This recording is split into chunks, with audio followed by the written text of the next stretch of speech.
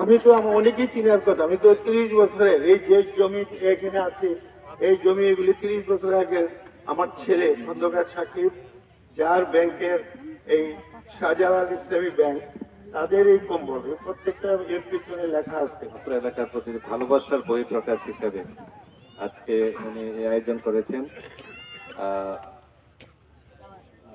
জনাব ইঞ্জিনিয়ার মেজবাউদ্দিন সাহেব, ডাইরেক্টর আরাফা ইসলামী ব্যাংক।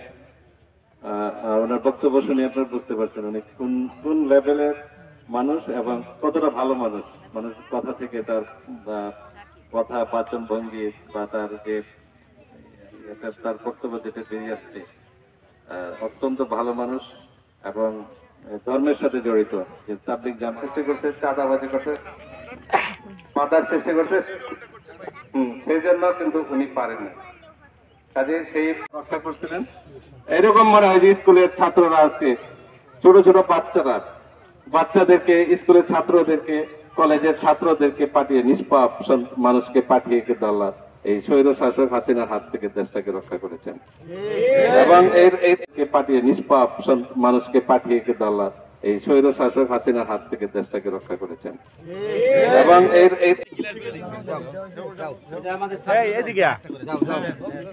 সাংবাদিকদেরকে সুযোগ দেন। বলে বলে হাত দেন বলে বলে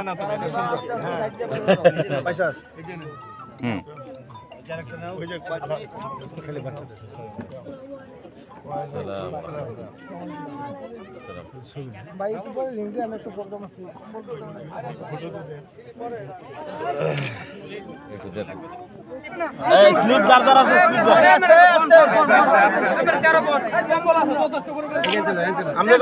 আমরা কেউ